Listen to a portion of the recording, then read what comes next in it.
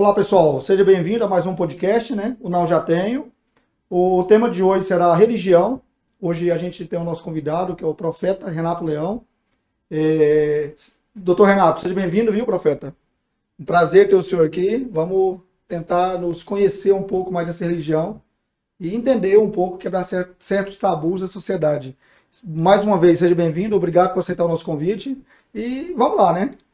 Obrigado, prazer é todo nosso. Né? Eu creio que vai ser um esclarecimento muito grande a respeito dessa palavra que você acabou de falar, né?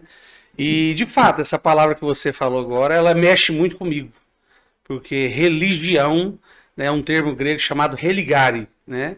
E a religião não consegue religar as pessoas a Deus. Então, eu acredito que muitas coisas aqui vão ser edificantes, né? Para todos nós, aqueles que vão ouvir. Então, é um prazer estar aqui com vocês. E engraçado que o seu programa que tem o não já tem, também é algo muito sugestivo à religião, né? A religião trabalha muito com não, não, não. E a Bíblia diz que dele vem o sim e o amém, né? Então o não vai reportar muito a religião, a lei, né? O legalismo. Então eu acredito que vai ser algo muito edificante, vai trazer um esclarecimento e o mais importante, né? É levar as pessoas não para a religião, mas sim para um relacionamento pessoal com Cristo. Esse é o meu principal objetivo. Perfeito. Fui chamado para isso. Profeta, tenta contar pra gente um pouquinho, antes da gente começar, um pouco do Renato, né? Esquecendo um pouco a profecia aí. Vamos tentar entender essa figura, esse senhor Renato aí um pouco. O Renato veio de qual cidade? Renato é natural da onde? Qual que é o hobby do Renato? É casado, solteiro? O que o Renatão hoje gosta de fazer? Então, assim, o Renato, né? Primeiro falar que o nome Renato é nascido de novo. Então, eu acredito que meu nome já é algo muito profético, né? Mas, apesar que a gente poderia esclarecer algumas coisas, mas Renato é de Goiânia, né? Nós moramos aqui há mais de 30 anos. Eu sou empresário também na cidade de Rio Verde, tenho algumas empresas, trabalho no ramo de compra e venda de carros, né? Tem empresas de portas automáticas. E, de fato, o mais predominante mesmo é a questão da igreja. Eu gostava de jogar bola, né? O peso aumentou muito, né? E eu não tenho conseguido ainda baixar o peso. Mas o meu maior hobby, eu acredito que é saber que o Renato está morrendo. Né? O Renato vai morrer para que Cristo cresça em mim. Então, quem é Renato? Alguém que quer deixar de existir. Né, para que Cristo possa realmente existir através de mim, que é o cristianismo. Então o Renato não tem muito a ser falado, é alguém cheio de defeitos, cheio de falhas, egoísta, carnal, mas é alguém que acredita que Cristo vai crescer através dele. Então o Renato não tem muito o que dizer hoje não, porque a minha vida é Cristo, o meu falar é Cristo, tudo que eu entendo hoje é Cristo, né, e o meu viver é Cristo, então eu não tenho tido outros prazeres, a não ser Cristo na minha vida. Então, esse é o Renato, caminha para isso. Perfeito, profeta. Profeta é casado hoje, tem filhos? Casado, né, com a pastora Michele. A gente tem 2 filhos, né, a Laura e o José. E graças a Deus a gente está junto há 4 anos, né? A gente está junto. E nós temos vivido dias de muita bondade de Deus. Temos um casamento, graças a Deus, muito estruturado, muito feliz, né? E o que eu tenho a dizer para você é que realmente Deus tem sido bondoso para conosco. Então, a gente está aí junto, seguindo essa jornada. Ela é uma companheira no tempo de salvação, pastora junto comigo. A gente tem 2 filhos juntos, né? Eu tenho do meu primeiro casamento e ela, né, do seu casamento. Perfeito. Profeta, agora vamos comentar um pouquinho sobre a religião. Profeta hoje é de qual origem evangélica? Qual seria a origem evangélica do senhor hoje? Na verdade, é o seguinte, espiritualmente, com 17 para 18 anos de idade, eu costumo dizer que eu aceitei Jesus em uma outra religião, né? E ao longo do tempo eu desenvolvi um chamado muito rápido, né, para o evangelho, para as coisas de Deus. Eu amava muito, né, eu acreditava muito em Jesus. E ao longo do tempo essa sede foi me dando, né, conhecimentos, né? E o chamado foi naturalmente acontecendo, a vontade de pregar, a vontade de ministrar. E posteriormente a isso, depois de muitos anos, eu comecei a ter algumas experiências com Deus, né? Então, uma dessas experiências, o chamado profético. A Bíblia diz assim: alguns são chamados para apóstolos, profetas, evangelistas e mestres. E é bom abordar esse tema mesmo, porque muitas pessoas de forma errada, né? Eu dizia até forma de falta de conhecimento, eles qualificam como maiores ou menores. E essa não é a questão, é um chamado. Né? E geralmente o profeta, ele vem acompanhado de alguns dons espirituais. Né? O profeta é aquele que ouve de Deus e fala ao povo. Transmite ao povo. O profeta da nova aliança, ele tem uma diferença da antiga aliança. Na antiga aliança, somente os profetas ouviam de Deus. Na nova aliança, não. Todos nós podemos ouvir de Deus, porque somos filhos e o Espírito Santo vem habitar dentro de nós. Mas o profeta, ele vem para testificar aquilo que Deus está falando. Ele vem como um selo de direções espirituais, né, para exortar, para edificar e admoestar a própria igreja do Senhor. Então, o profeta é aquele que foi chamado com uma mensagem diferente, com um chamado diferente, com uma manifestação de dons, né, que vai evidenciar. A carta de 1 Coríntios 14, 25 vai dizer assim: se os segredos do seu coração for exposto, as pessoas vão dizer, verdadeiramente Deus está em nosso meio. Então o profeta, ele vem para trazer um selo, ele vem para trazer uma mensagem. E o profeta manifesta dons, e esses dons atraem as pessoas. Aí ele tem a chance e a oportunidade agora de edificar uma obra, né, de ouro, prata e pedras preciosas, que é levar essas pessoas ao principal objetivo, o conhecimento de Jesus Cristo.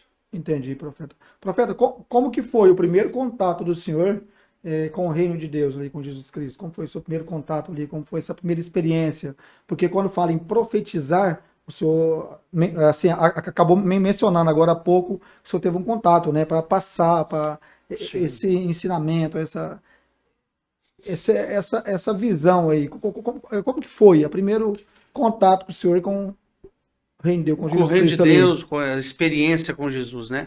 O que aconteceu? Eu fui aos 17 anos de idade, né? Eu já estava aqui em Rio Verde e eu fiquei muitos anos na Morada do Sol. Então, na minha infância eu fui um jovem muito, muito complicado, pais separados, vazio muito grande no coração. Eu tentava chamar a atenção do meu pai, porque existia um vazio no meu coração. E eu tinha uma depressão escondida. Eu não falava para as pessoas, mas eu tinha uma depressão. Essa depressão era o medo da morte. O medo de morrer, o medo de perder minha mãe, o medo de perder meu pai e as pessoas que eu amava. Isso crescia dentro de mim. Até que em um determinado momento, né, um amigo que eu tinha na Morada do Sol, ele chama Márcio Pintinho, ele tem uma açougue aqui em Rio Verde, ele me convidou para uma igreja. E eu fui nessa igreja e naquele momento a pregação, as pessoas falaram de Jesus, e falaram da vida eterna, que Jesus poderia solucionar os meus problemas e me ajudar. E imediatamente eu acreditei. E eu percebi que existia algo sobrenatural. Eu percebia que na minha mente a existência de Deus, de um Criador atrás de tudo. Né? Cadê as colunas que sustentam a terra? Né? Como tudo se fez. Eu entendi que a perfeição não veio do Big Bang. Né? A destruição não causaria perfeição. Eu acreditava numa mente pensante. E naquele momento eu aceitei Jesus, entreguei a minha vida para ele e comecei a buscar Deus. Porém, ao passar dos anos, os dias, a depressão ela aumentou. Porque me apresentaram um Deus religioso, um Deus mau, um Deus zangado, um Deus irado. Um Deus que colocou um conjunto de leis e de regras que ninguém vai cumprir. E ele sentenciou a humanidade ao inferno. Porque é impossível alguém se ser justificado obedecendo à lei. Só que durante anos a religião me destruiu. A religião não só acabou comigo, como ela acabou com inúmeras pessoas. A religião mostrava um Deus condicional. Deus te ama se eu me comportar bem, se eu conseguir andar no padrão, né? Se eu conseguir atingir esse padrão de obediência. Então lá no fundo eu achava que Deus era muito zangado, irado. Porém, eu dizia, se for isso mesmo, eu prefiro morrer tentando obedecer a Deus do que passar a eternidade no inferno. O que aconteceu? A sede por Jesus e a depressão, que caminhava lado a lado, eu começava a dizer para Jesus, Jesus, me perdoa os meus pecados e me leva agora, eu quero ir para o céu, eu não quero ir para o inferno. E a sede por Jesus, ao longo de alguns anos, começou a me dar algumas experiências que foi esse chamado apostólico e profeta. Então, o ministério apostólico tem de salvação. Por quê? Cremos na doutrina dos apóstolos. né? Cremos na base da igreja, né? E profético. Por quê? Porque foi o chamado que foi desenvolvendo. As visões começaram a chegar, as revelações começaram a chegar, né? Experiências sobrenaturais. A minha primeira experiência, ela aconteceu em uma padaria, aqui mesmo em Rio Verde. Eu estava em um local e, de repente, eu estava tomando um café e eu olhei para uma mulher, de repente eu senti como o ambiente, ele fazendo zoom. Eu senti a presença de Deus e uma voz falava para mim assim, diga minha filha. E ele começou a dizer para ela voltar para os meus caminhos, tem um plano na vida dela, ela saiu da minha presença. E naquele momento eu olhei e falei assim, eu tô louco. Realmente eu tô louco. Saí daquele lugar, fui embora para minha loja na Presidente Vargas, era Rio Plástico, ali ao lado da sorveteria de uma dona. E inexplicavelmente uma mulher, pastora Lilian, ela até é pastora numa igreja aqui em Rio Verde, ela passou na frente da minha loja, ela orou em línguas e começou a dizer assim, servo, eu te dei um recado para você falar para minha filha. E se você não falar, eu vou cobrar. Naquele momento eu fiquei meio que extasiado. Eu falei assim, mas Deus fala comigo. Você sabe o que é o interessante? Que naquele momento eu não estava aparentemente vivendo uma vida muito reta. Eu não estava muito focado, eu estava triste, eu estava angustiado, eu estava cansado da religião.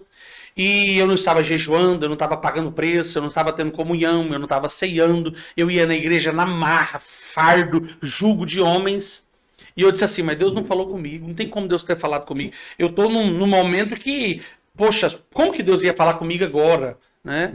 E por incrível que pareça, eu voltei àquele lugar e quando eu cheguei naquela padaria, eu pensei assim, o que eu vou falar? Eu vou dizer assim, diz o Senhor, Deus manda te dizer.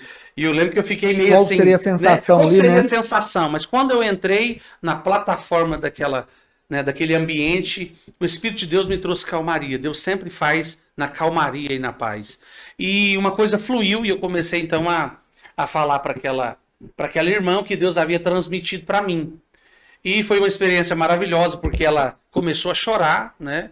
E eu pude ver que realmente Deus estava falando comigo. E o que me chamou mais atenção? Deus falou comigo no momento em que eu pensei que não estava preparado. E aí eu comecei a entender que realmente Deus escolhe quem não é para confundir aqueles que são. Sim. Então a gente espera estar num padrão muito poderoso e a religião faz matar as pessoas. Porque Deus nunca talvez vai te usar em uma proporção muito maior, enquanto o seu eu, a sua carne, a força do braço for predominante na sua vida espiritual. Então naquele momento eu comecei a ter experiências nos quais eu entendi o meu maior chamado, levar a mensagem da salvação. Por isso que o nosso ministério é apostólico, tempo de salvação. Acredito que a mensagem mais importante na vida do ser humano é a mensagem eterna. É o focar na eternidade, é a respeito da salvação. E eu descobri coisas que eu posso dizer assim, fantásticas, né? E uma das coisas é que a salvação não tem nada a ver conosco, que a salvação tem tudo a ver com ele. Então a religião é quebrada, a religião é tirada. Hebreus vai dizer o seguinte, a lei ela é inútil e ela está perto de desaparecer, porque ela nunca pôde aperfeiçoar coisa alguma, sendo introduzida uma nova e superior aliança. Então, o tempo de salvação vem trazer a revelação de que não estamos na lei, estamos debaixo da graça. Somos aceitos por um favor imerecido e não tem nada a ver conosco. Então, o tempo de salvação ela vem para quebrar tabus mesmo. Sim, circunstâncias que a religião coloca. Né? Esses dias chegou uma pessoa na minha igreja e cadê o pastor? O pastor não é aquele ali que não está de gravata, não, né? Então a religião ela preocupa com gravata, ela preocupa com terno, ela preocupa com a voz, ela preocupa com o externo. A lei é isso. A lei é o externo, a graça não. A graça é o interno. O que Deus está realizando em você? E a graça diz que é de glória em glória, de tempo em tempo, de fé em fé. Então a graça diz que tem um tempo determinado para uma transformação. E o que mais importante, que as pessoas não serão transformadas aqui. Somente quando aquilo que é corruptível se revertir da incorruptibilidade, que é mortal, da imortabilidade, tal como ele é, nós seremos. Então o tempo de salvação tem uma missão. E essa missão é quebrar a religiosidade, os tabus, aquilo que distanciam as pessoas. Eu sempre digo isso, né, de forma muito clara. A nossa igreja é uma igreja que cada dia se prepara para receber os homossexuais, para receber os traficantes, os drogados, as prostitutas. Por quê? Porque nós aceitamos de fato a todos. né? Nós batizamos todos aqueles que creem. Então nós não impedimos as pessoas de serem batizadas. Religião impede. Religião qualifica os melhores. Ou então religião diz que você tem um pouco, você tem uma participação na sua salvação. E nós não. Nós acreditamos que tudo é pela graça. Hoje nós temos 2 pastores no nosso ministério que são ex-traficantes. Hoje são pastores, né, pregam, ganham vidas, ganham almas, né, ministram a palavra de Deus. Todos os 2 também, eles eram usuários de drogas. Hoje estão completamente limpos há mais de 4 anos, né, ministrando e servindo a Deus. Então é isso, o poder do Evangelho. Sim. O Evangelho sem contaminação que transforma. Profeta, então o senhor quer dizer pra gente que aquele Renato lá com 18 anos, 16, 17 anos, que era um Renato angustiado por falta de um pai e tudo, esse Renato ele não existe mais. Hoje existe o profeta Renato Leão com outra visão, com outro ensinamento. Um Renato hoje, um profeta hoje que está hoje na palavra de Cristo, que tenta transmitir, que tenta fazer a obra dele mesmo. Sim. Então, você acredita que aquele jovenzinho lá atrás, aí, hoje não existe mais? Na verdade, o que eu acredito? Eu acredito que é o seguinte, em Cristo é uma construção, né?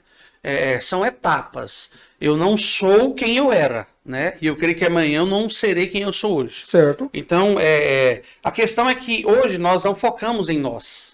Nós não focamos no nosso erro, nós não focamos na nossa carne, nós não focamos... É claro que eu acredito em uma santificação, em uma transformação produzida por Deus no tempo dele. Quem é o Renato? É alguém que não se preocupa em passar uma imagem que não é. Eu digo uma coisa, eu nem sei se eu posso falar aqui, mas eu digo que eu sou a maior bosta que tem na minha igreja, né? Como que é isso? O que eu acredito? Paulo disse assim, que ele era o principal pecador. Então, quando eu me desqualifico, acontece algo muito importante. Eu nunca, de forma nenhuma, vou julgar alguém.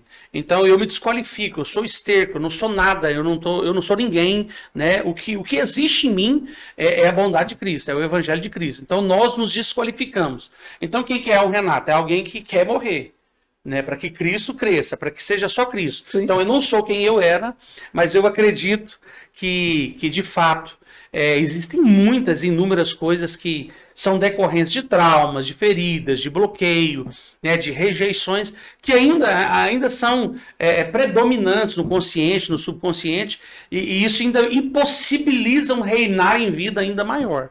Né? Mas quem eu sou? Alguém que está sendo transformado, pouco a pouco, de glória em glória. Então, quem é o Renato? Alguém que quer olhar para Jesus. A minha mensagem é Jesus. Né? Eu não quero existir, né? Na verdade, assim, eu creio que você vai me entender. Eu não quero nem falar do Renato. Não que eu tenha nada para esconder. Sim. Né? O que aconteceu, o que eu fiz, o que eu deixei de fazer, tô careca, né? Sim. Mas eu não quero falar de mim, eu quero falar de Jesus. Porque, de fato, eu era alguém depressivo, angustiado, sozinho, solidão, né? Vazio. E Jesus me alcançou.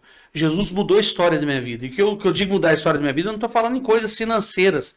Não estou falando em coisas de ter aceitação de pessoas. Pelo contrário. Né? Hoje eu entendi que eu já passei necessidade, eu passei por lutas, eu passei por aprovações, eu passei por reprovações, eu passei por momentos difíceis, né?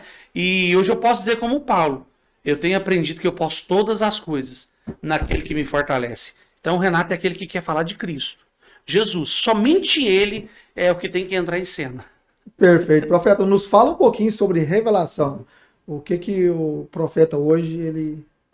Assim, eu queria que o senhor trouxesse um pouco mais, falasse um pouco mais sobre revelação, a experiência, o poder da revelação. Poder da revelação. O que acontece? De fato, há 20 anos atrás, eu conheci um homem, eu era novo, e com 18 anos de idade eu fui num culto na Igreja Quadrangular, e eu tive a oportunidade de conhecer, hoje sou amigo pessoal desse homem, pastor Djalma Furquim.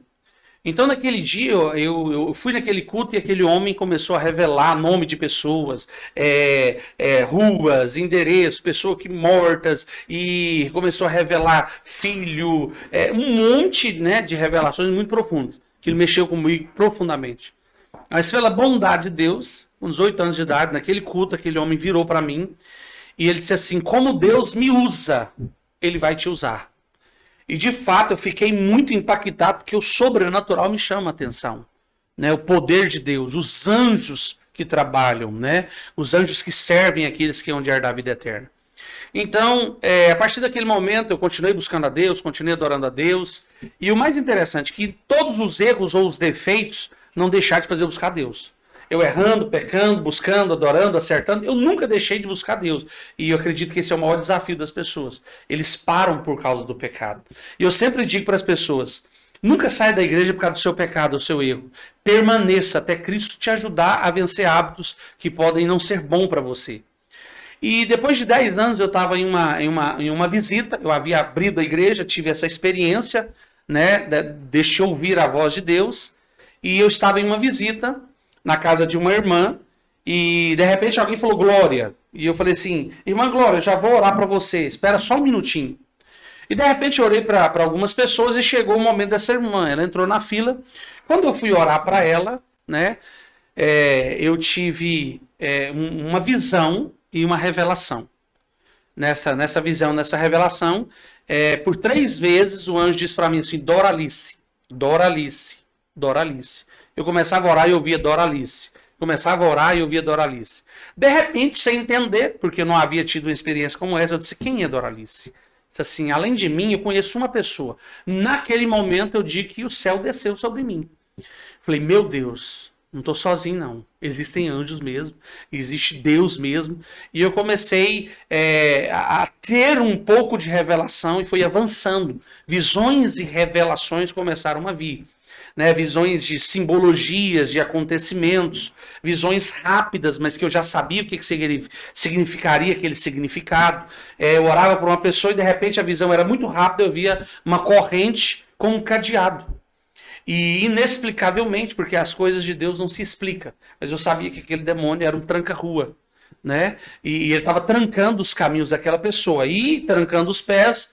Fala de conquista, porque os seus pés simbolizam a sua conquista, o seu avançar. E naquele momento eu comecei a dar ordens para aquele demônio.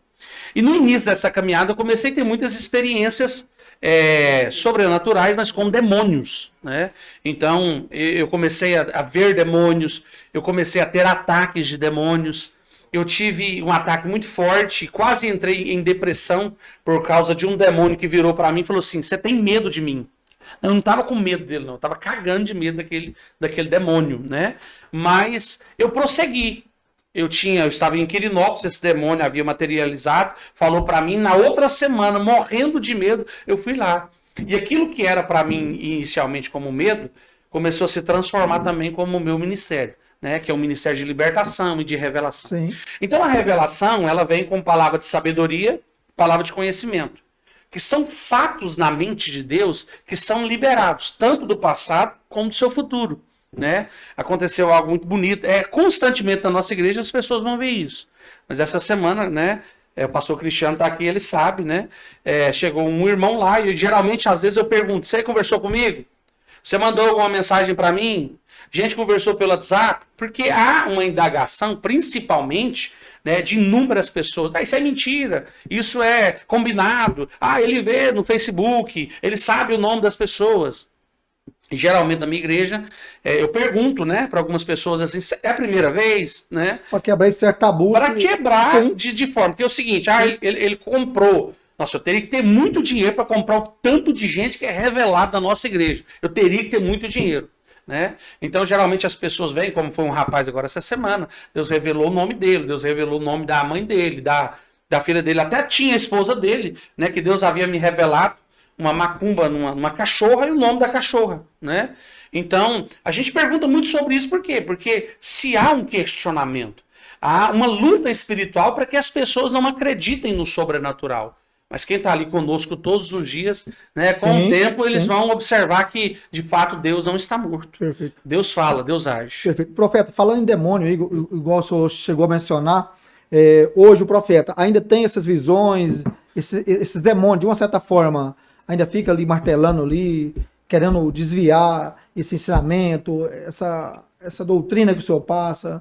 Existe ainda hoje ou não? Hoje você é um cara liberto hoje? O tempo todo. 24 horas. O tempo todo. Tá ali martelando, vem ali. Guerras espirituais, a luta contra a liderança, a luta contra membros, a luta contra escândalo, a luta contra a religião. Vou te dar um exemplo. A nossa igreja, ela aceita todo mundo. Eu batizo qualquer pessoa. Né? Eu batizo o homossexual, eu batizo da cor, da raça, eu batizo o adúltero, né? E mais da questão do que significa pecado. Então a gente batiza todo mundo, né? Independente. Creio em Jesus. Quem crê e for batizado será salvo. Né? Mas o que acontece? Eu não tenho base bíblica para fazer um casamento de um homossexual. Eu não tenho base bíblica, né, de fazer, mas nós aceitamos a todos. Então, por exemplo, soltaram nessa cidade quem? Os religiosos. Por exemplo, soltaram nessa cidade que eu sou um pastor que faço casamento gay. Eu sou um pastor que aceito tudo na minha igreja. Né? Isso é uma certa mentira. Isso também é uma certa guerra espiritual. Isso é uma forte guerra espiritual. Por quê? Porque, na verdade, é o seguinte, o tempo de salvação, pela bondade de Jesus Cristo, pela graça de Deus, é uma igreja que avança. Somos uma igreja que temos mais de 1.200 membros hoje. Nosso culto amanhã dá 1.200 pessoas. Então o que acontece? Isso incomoda algumas pessoas. Então se lança uma certa inverdade. E quem age atrás disso? O diabo. O que matou Jesus? A inveja. Né? Então o diabo trabalha atrás disso, né? Com uma religião, com uma resistência, com mensagens enganosas, circunstâncias que a gente vê hoje na cidade de Rio Verde, de pessoas que falam, eu fiquei sabendo disso, que fulano ficou sabendo disso, que falou que lá na igreja pode tudo, que falou que lá na igreja esse profeta é isso, que falou que é isso, aquilo. Então isso é uma guerra espiritual, para paralisar a mensagem da cruz. Então a todo momento os demônios estão trabalhando. Agora cremos que as portas do inferno não prevalecerão contra a igreja. Mas há uma guerra religiosa, há uma resistência, há mentira, há engano. Então o diabo ele trabalha para quê? Para distrair pessoas. E como que ele faz isso? Trazendo a própria luta, né, entre as igrejas. Então o que acontece? Hoje eu não sou um pastor de uma igreja talvez menor. Não estou desqualificando um pastor de uma igreja menor. Eu comecei com uma igreja pequena, comecei com 5, 10 pessoas. Mas o que acontece? Ninguém taca pedra em quem não dá fruto. Sim, e quando se vai ver, essas pessoas não estão preocupadas com o que eu prego. Essas pessoas não me conhecem. Essas pessoas nunca conversaram comigo. Elas ouviram do fulano, que ouviram do ciclano, que falou do Beltrano, que a igreja é isso, que ele é aquilo, né? Então há uma guerra espiritual. Nunca foi para conhecer, né? Nunca foi para conhecer, nunca foi para ver o que eu prego. O que o tempo de salvação prega? Jesus, o tempo inteiro. Nosso único alvo é o relacionamento com Jesus. Cremos em Deus Pai, Filho e Espírito Santo. Qual que é o nosso alvo? Jesus Cristo. A salvação em Jesus, a transformação em Jesus. Então isso é uma guerra espiritual para tentar paralisar a igreja, a obra. Eu fico se pensando e se perguntando, né? O porquê de não se unir força, né? Para buscar um Deus só, né? O porquê de não se conhecerem, né? Ao invés de se atacarem, né?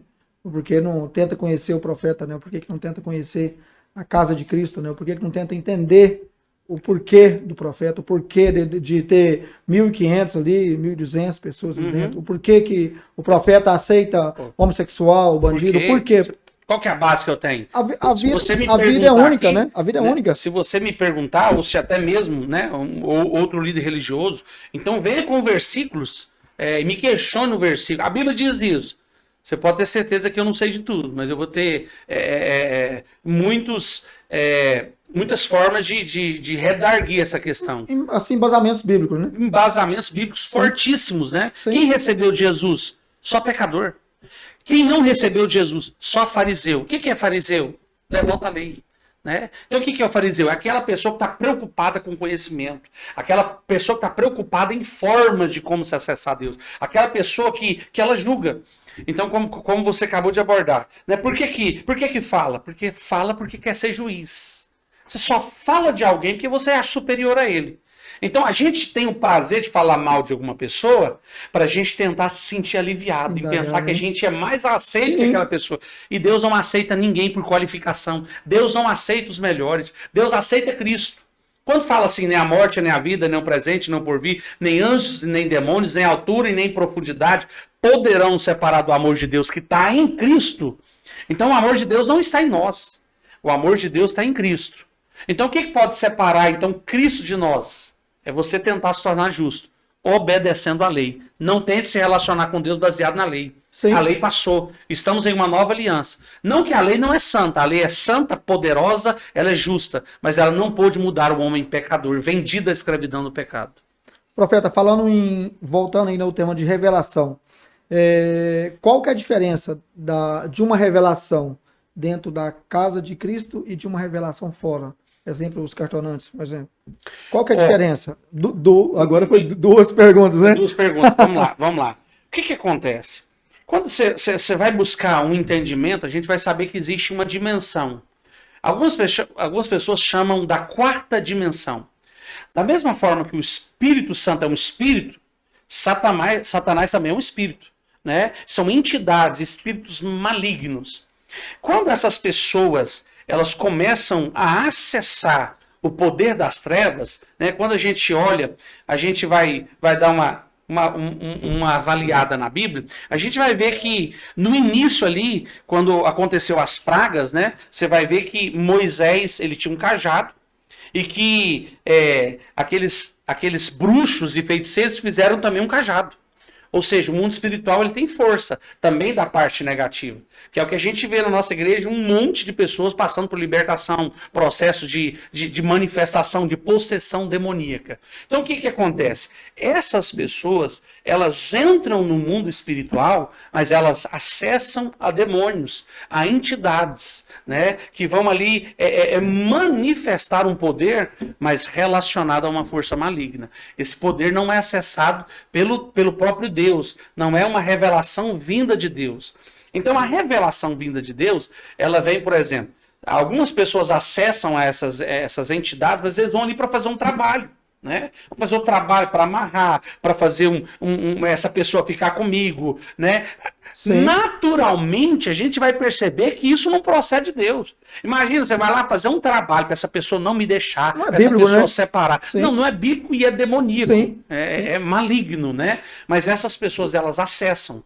Porque se de fato tem Deus, né, a gente vai saber que a gente tem Deus por causa da Bíblia. E a mesma Bíblia que fala que tem Deus, ela vai falar que tem o diabo, que tem demônios, que tem entidades, que tem seres malignos. A Bíblia vai falar de várias vezes que Jesus expulsou demônios. Então eles acessam esses demônios começam a trabalhar para essas pessoas. De fato, a gente entende que o Filho de Deus veio para destruir as obras do diabo. Então a igreja trabalha desfazendo aquilo que o diabo está fazendo. Então você pode ter certeza que existem inúmeras pessoas que estão indo aí atrás de bruxos e feiticeiros para fazer um trabalho, para matar, para destruir. Só que o melhor de tudo, Jesus é o maior. E ele habita dentro de nós. Ele é o mais poderoso. Então essas pessoas acessam o mundo espiritual, mas com uma influência maligna. Assim como Paulo vai dizer, né, de um espírito de adivinho que tinha. E esse homem veio até Paulo querendo o poder que tinha em Paulo. Tanto que é interessante isso. A Bíblia vai dizer que Paulo estava no lugar e tinha um homem que tinha um espírito de adivinhação. E esse homem vai até Paulo. De repente ele queria o poder que estava em Paulo. Por que aquele adivinho queria o poder que está em Paulo? Porque o poder de Deus é muito maior. De repente Paulo olha para aquele homem e ele repreende aquele espírito maligno e aquele homem liberta aquele espírito. Ou seja, a adivinhação ela não provém do Espírito de Deus. Ela provém por espíritos malignos e entidades. Interessante. Profeta, houve alguma situação que lhe marcou, que foi muito impactante no mundo da profecia? E tenta explicar um pouco pra gente se isso já aconteceu com o profeta hoje. Aconteceu muitas, né? Eu digo para você que todos os dias quase... Acontece, né? Tem se tornado... Aparentemente natural? Não. É muito sobrenatural, muito poderoso ver, né?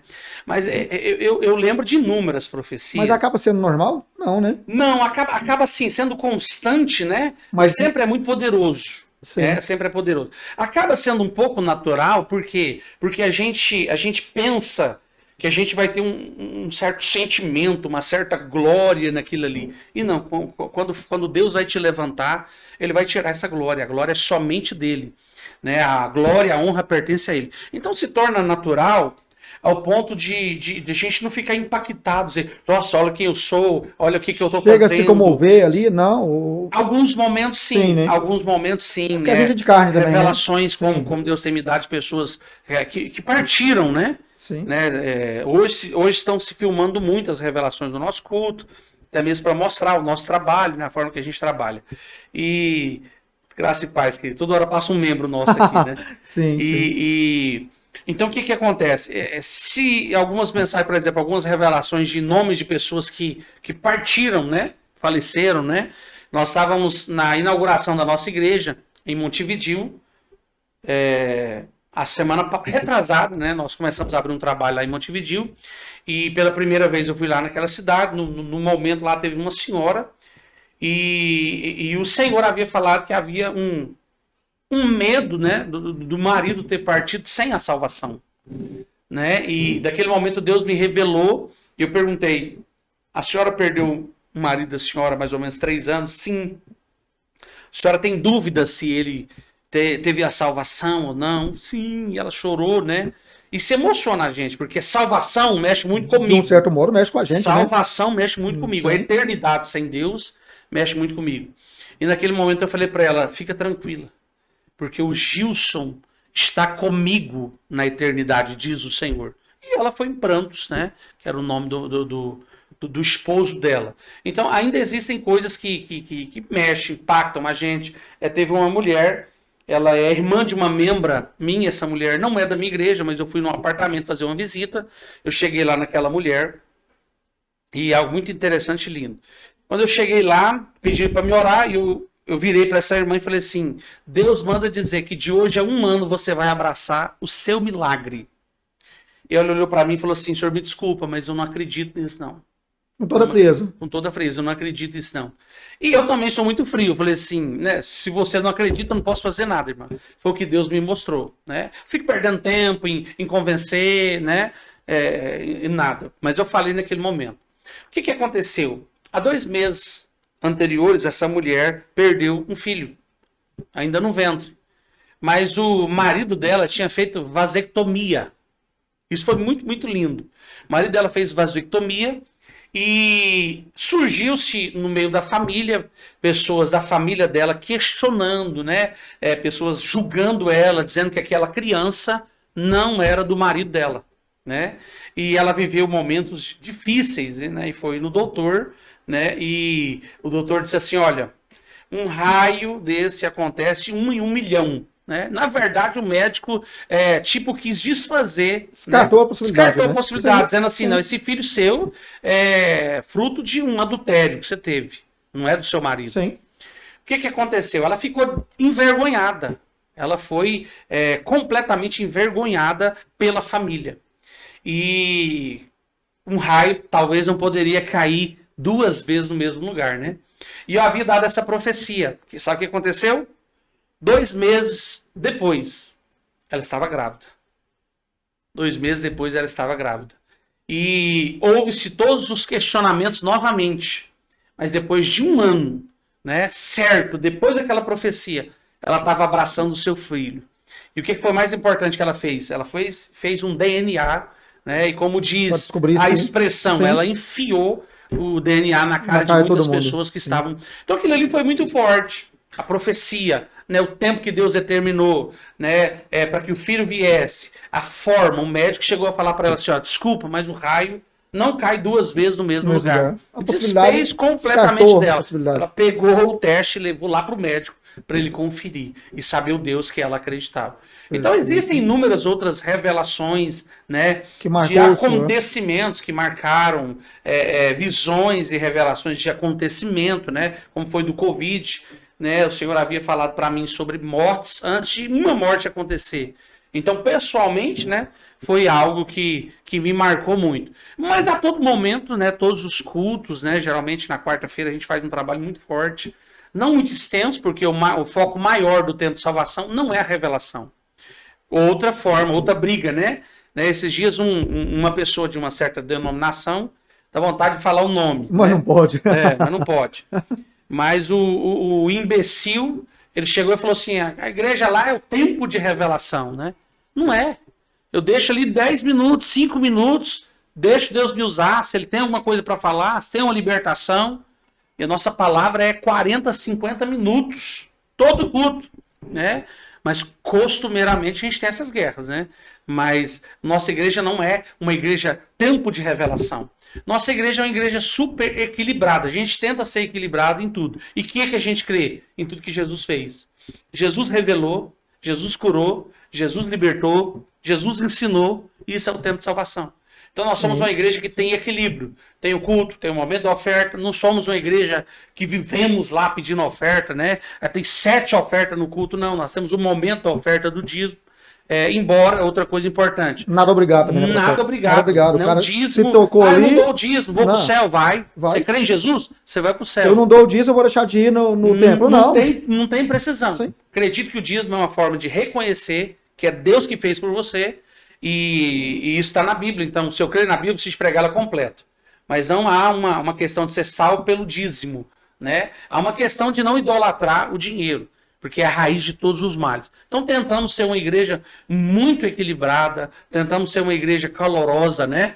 E cremos que Deus tem feito muitas coisas ali naquele lugar. Sim. Profeta, quando o senhor falou aí na senhora lá que perdeu o marido, que talvez ela não acreditava que ele estaria com Cristo, o profeta hoje acredita em vida após a morte?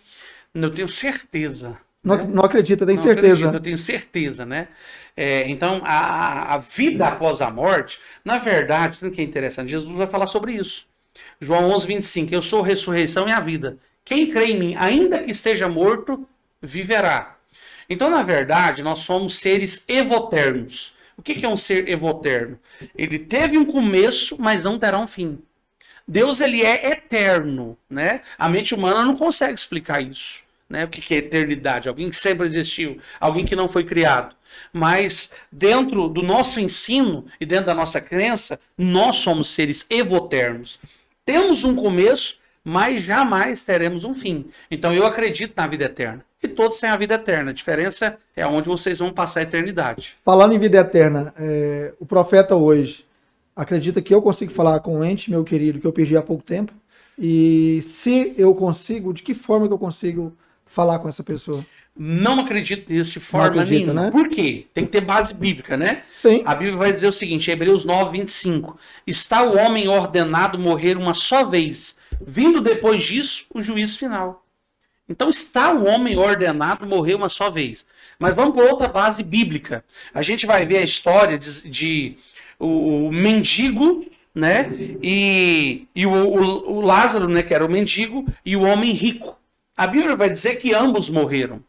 Acordando o rico no inferno, né? Ele pedia que Lázaro molhasse o dedo com água para refrescar a sua língua. E de repente ele fala algo muito interessante. Ele fala assim: Pai Abraão, por favor, pregue o evangelho aos meus irmãos que estão lá na terra, para que eles não possam vir para esse lugar de tormento. Né? Abraão falou assim: os que estão lá não podem vir para cá. É o que eu ia falar agora. Né? Nem nós que estamos aqui podemos ir para lá. Sim. Eles têm os profetas. Olha que interessante. Eles têm os profetas. Ouçam-no. Né? Então a Bíblia vai ser muito clara em dizer: quem partiu para essa terra, a Bíblia vai dizer que os mortos não sabem o que está acontecendo aqui. Nem também nós sabemos o que está acontecendo lá. Agora sabemos que há uma vida eterna. Né? Sabemos que há um reino eterno. Sabemos que ao ressoar da última trombeta, os que morreram em Cristo vão ressuscitar primeiro. Depois nós, os que estamos vivos, sairemos ao encontro do Senhor nas alturas. E estaremos para lá para sempre com Ele. Então não existe. Agora o que existe? Espíritos familiares. Esses espíritos familiares são demônios que agem na genealogia familiar. São entidades enviadas. Né? Eu não sou de ficar entrevistando o demônio. Eu não acho isso muito coerente em certos momentos. Né? Às vezes, em algumas seria coisas. Entrevistar um demônio, né, profeta? Acontece muito isso, mas Jesus também fez. Sim. Qual é o teu nome, né? Só que Jesus era muito equilibrado. O que a gente vê? Um monte de pessoas, às vezes, que fica ali, de certa forma, humilhando a pessoa, né? Põe a mão, desce no chão, joelha, faz isso, faz aquilo. Em alguns momentos você tem que dar uma ordem, né, para expulsar aquele demônio, para detectar algumas coisas. Mas existem pessoas que querem somente transmitir uma certa autoridade. Aconteceu isso com Jesus. Jesus enviou os seus discípulos e eles voltaram muito alegres.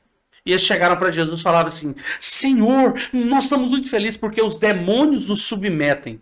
Ele disse assim: não alegrai-vos, obstante, porque os demônios vos submetem a vós.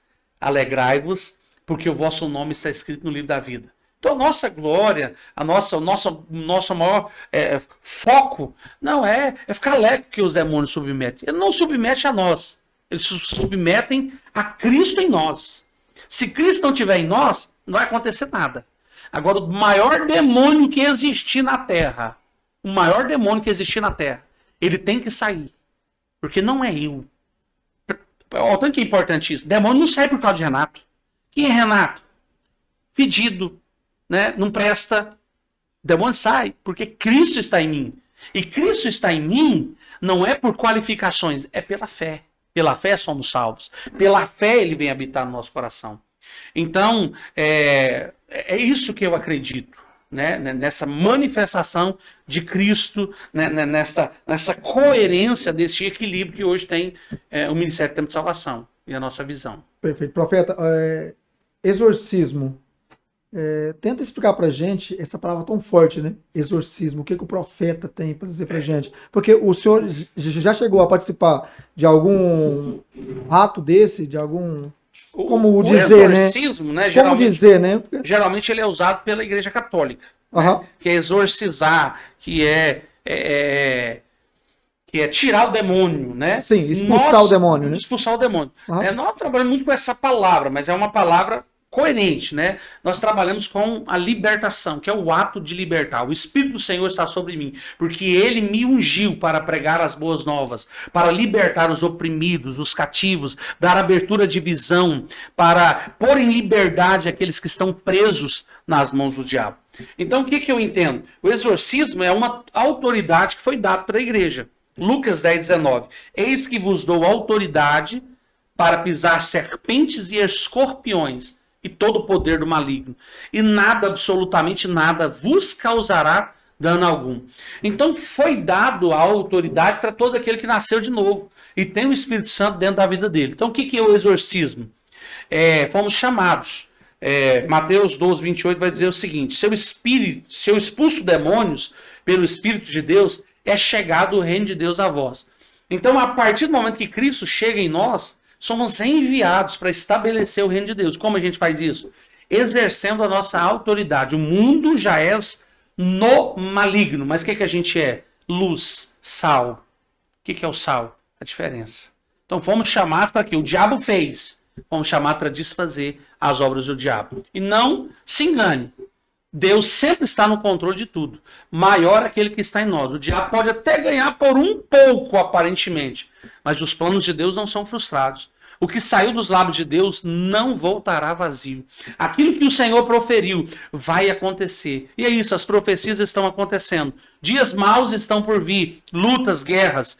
E eu digo que o povo de Deus tem que estar preparado. Né? Tudo, como né? que a gente vai estar preparado? Relacionamento com Cristo. Não é um conjunto de regras, é um conjunto de relacionamento. Quanto mais você sabe quem Ele é, menos de você. Cristo em vós é a esperança da glória. Profeta, o senhor já sentiu a presença ali de alguém dentro do templo do senhor? Que o diabo está ali presente com ele 24 horas ali, tentando te trazer uma certa negatividade para o teu trabalho? Sim, a todo momento. Acontece, né? Há pessoas que estão até à nossa volta, que na verdade eles estão ali porque eles não vão sair dali porque tem uma conquista. Mas existem pessoas que estão à nossa volta que não estão satisfeitos com o crescimento. Por quê? Porque a todo momento a gente dá legalidade. A todo momento circunstâncias adversas elas vêm, né, contra o coração de muitos. A gente encontra resistência por isso. Né, porque alguns não vestem a camisa. Por quê? Porque, na verdade, ali uma guerra, uma luta, um medo da igreja fluir, um medo, né, das coisas acontecerem e também eles não estarem juntos conosco. Então, há uma guerra assim. Há uma guerra de inveja de pessoas do nosso lado, porque às vezes nos relacionamos com alguém e não abraçamos os outros. Então, há uma guerra. A igreja precisa entender que o alvo do inferno é ela. Sim. O mundo já é no maligno. Né? Então a luta do inferno é contra a igreja, dividir a igreja, promover divisão entre a igreja, promover divisão entre líderes religiosos. E é importante destacar, eu estou fora de religião, eu não prego religião. Religião é religare, palavra grega, mas a religião não religa ninguém a Deus. Foi feito um congresso nos Estados Unidos com as maiores religiões do mundo. E descobriu que somente o cristianismo é uma religião que não tem uma troca. O cristianismo não tem troca. todas as religiões, até mesmo nessas religiões onde há trabalhos, né, de feitiçaria, de macumba, né, se oferece ali um sacrifício para o demônio trabalhar. Religião se oferece. As pessoas têm que se doar, as pessoas têm que fazer, as pessoas têm que se comprometer, as pessoas têm que fazer uma campanha, né? Por exemplo, nossa igreja não tem campanha. É bom aqui destacar, né, para alcançar algumas pessoas, na Bíblia não tem campanha. Não existe campanha na Bíblia. O que é campanha? É um voto declarado de ansiedade. É alguém que quer receber algo de Deus e Deus é tão ruim que Deus não quer dar. Então ele tem que pagar um preço para Deus abençoar ele. Então, eu diria isso, que a religião ela tem destruído muitas pessoas. Voltando em campanha, o profeta, na visão do senhor, como que deve participar a igreja como um todo no ramo político, na interação política? Acaba sendo uma campanha, né? Não sei, às vezes posso falar besteira, né? Não. O que acontece? Como que funciona hoje? Como que deve funcionar hoje? Ó, quando a gente vai para a história bíblica, Davi era rei. Davi era rei. Sim. Daniel era governador, né? A Bíblia fala muito, se o meu povo é governado por um justo, a nação vai se alegrar. Não há mudança, né, no mundo se não ser pela religião e se não ser pela política e pela família. Então são três tripés fundamentais. Então, a igreja ela comete um erro muito grande.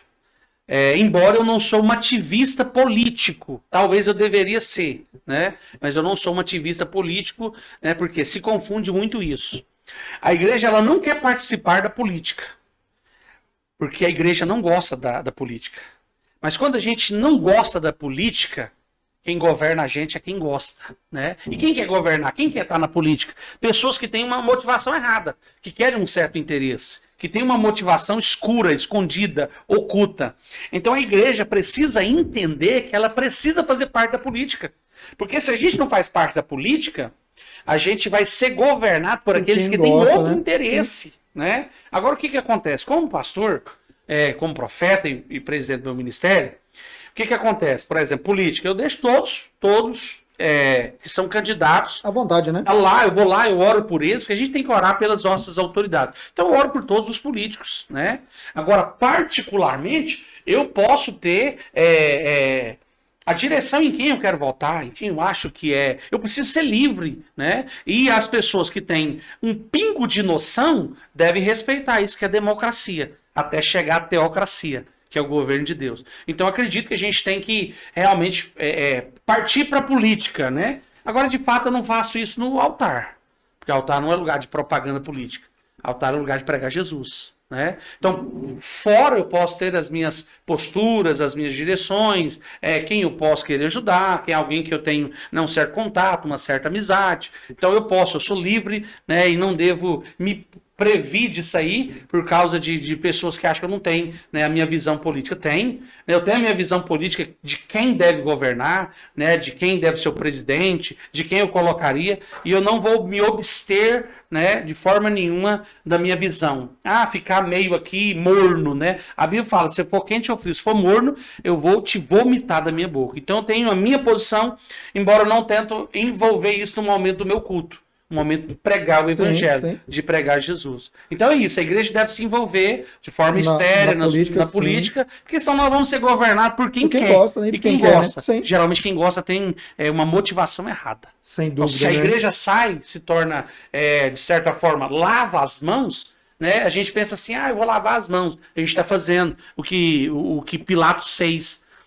Pilatos não crucificou, mas ele lavou as mãos. E omitir pode gerar uma série de problemas, muitos problemas. Na visão do senhor, como profeta hoje, o senhor acredita que profeta, pastor, bispo, isso acaba sendo uma profissão ou não? Acaba sendo um servo de Cristo, um servo de Deus? Porque hoje eu costumo dizer o seguinte, né?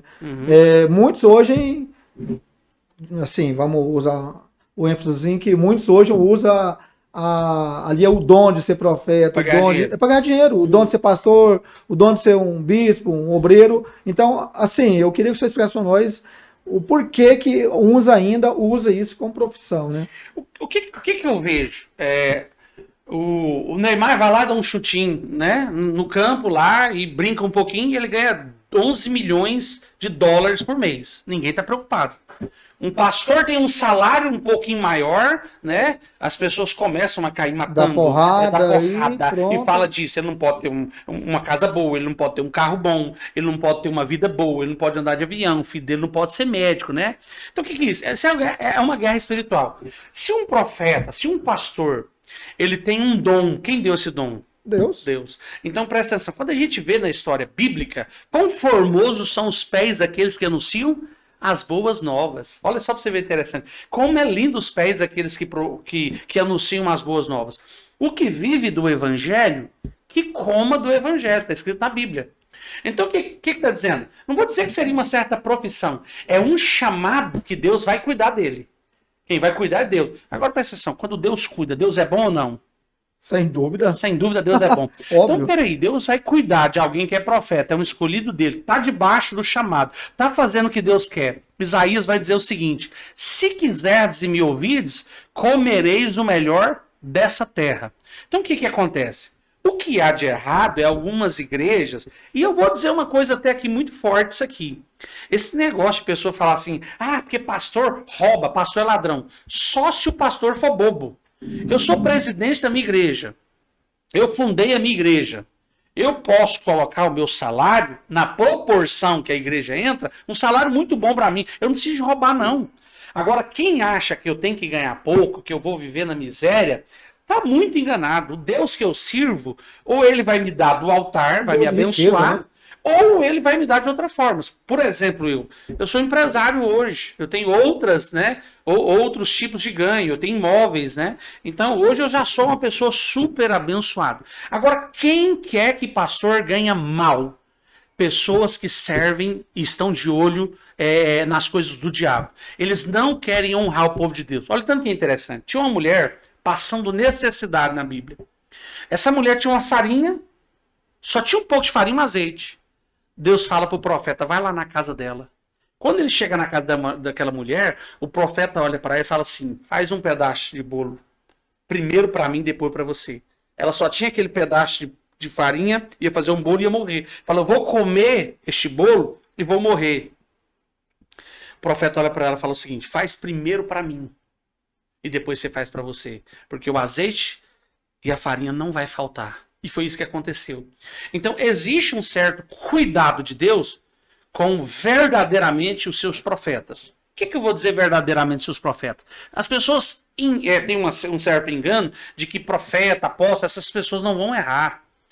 Jesus e o próprio Deus nunca escondeu o erro das pessoas na Bíblia. Todos os homens que estavam ali na Bíblia, Deus mostrou o erro. Para quê? Para as pessoas não idolatrarem eles. Agora, o que acontece? O que é o profeta de Deus? É aquele que vai proferir a palavra de Deus. Qual é a palavra de Deus? Jesus. É aquele que vai anunciar Jesus, é aquele que vai falar de Jesus, é aquele que vai levar Jesus, é aquele que Deus vai selar a vida dele com unção e com autoridade. O trabalhador é digno do seu salário. Tem pastor que ele não vai conseguir ter uma renda de R$2.000, porque a igreja dele não consegue pagar um salário dele para R$2.000. Por que não consegue? Pode ser que ele está crescendo, ele está avançando e futuramente ele vai ter uma renda, uma honra de Deus, de ser honrado, de ter descanso. Se o pastor tem uma igreja que tem pessoas e tem um monte de pessoas ali, o que eu vou dizer para você? Ninguém está ali se não está sendo beneficiado. Ninguém está ali se não tem alimento para ele. Ninguém está ali se não está fazendo bem para ele. Então, cada um deve ser honrado debaixo da sua unção. Se eu tenho um dom, se Deus me entregou esse dom, e ele pode usar esse dom, e as pessoas agora podem retribuir, está na Bíblia. A Bíblia fala o seguinte, que nós devemos, através daquilo que temos, abençoar aquele que nos instrui na palavra. Então, para quem que é o dízimo? Os pastores, né? Para os levitas, para aqueles que servem no altar, para que haja mantimento. O governo não ajuda nós. Não temos uma ajuda do governo. Não temos qual que é a nossa ajuda? Dízimos e ofertas. Nosso aluguel hoje, nós pagamos R$14.000 de aluguel. De onde viria isso? Senão de pessoas que se converteram e acreditam na Bíblia. Eu acredito na Bíblia. Alguns acreditam em alguma parte. No dízimo da oferta eles não acreditam. Então o trabalhador é digno do seu salário. Particularmente, Eu acredito o seguinte, eu não preciso roubar dinheiro da igreja. Mas eu não vou viver, eu não creio que eu vou viver uma vida miserável, ganhando um pouquinho, e um grupo de pessoas dizendo o que eu tenho que ganhar. Não.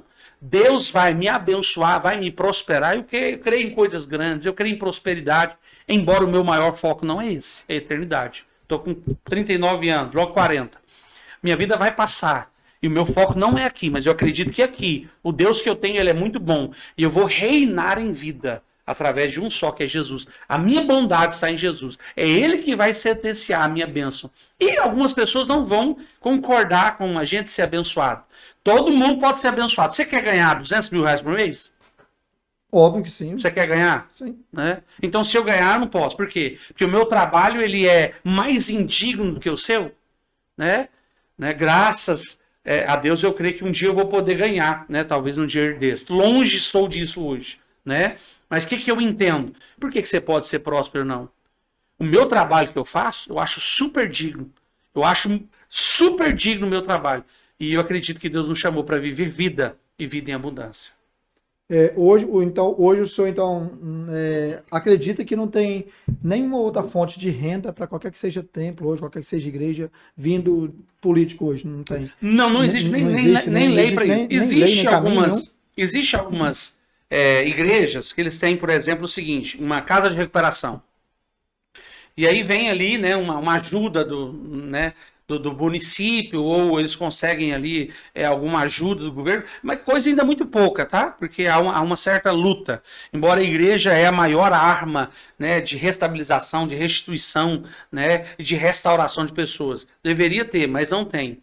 Então, hoje não tem lei, não tem ajuda, o governo não ajuda, os templos, né? A gente paga aluguel, como eu pago hoje, né, o nosso lugar, despesas altíssimas, né? E a gente sabe que hoje a raiz de todo mal é o amor ao dinheiro. A minoria dizimista, a minoria ajuda, né? Assim como aconteceu nos dias de Jesus, acontece no dia de hoje. As pessoas vão até ele, recebem milagre, mas volta 10 leprosos foram curados. Um voltou para agradecer. E hoje é isso, a maioria ela não é agradecida, a maioria não se envolve, a maioria não ajuda, a maioria não entende, né? Porque de fato o amor ao dinheiro é a raiz de todos os males. Então é isso que eu vejo, há uma certa luta, uma certa guerra. Igreja ganha dinheiro demais. Existem algumas denominações que são ricas, né? Que têm dinheiro, e graças a Deus por elas. Está levando salvação, né? Eu não tenho nada contra os botecos abertos, né? Mas glória a Deus se tivesse em cada esquina uma igreja pregando, né, um ensino. Qual que é o ensino da igreja? Embora eu não creia na religião, a religião mata, né? Segundo os Coríntios 3:6. Mas que é o ensino? Honra teu pai, ame, perdoe. Então o ensino das igrejas, o que ensinamos é Deus, e Deus é amor. Né? Então quem não gosta de uma igreja, irmão, só tem uma coisa. Ali tem uma libertação a ser feita. Porque quem não gosta de Deus, quem não gosta do que é pregado, só tem uma coisa, ali tem uma influência maligna. Porque na verdade o que Deus prega, o que Deus nos ensina é amor. Então Deus que nós pregamos é respeito, é amor, né? Tem muito uma visão taxada da igreja por causa da religião. Mas está nascendo um povo aí que não tem religião. Está nascendo um povo aí que tem cristianismo, tem relacionamento, ama, respeita.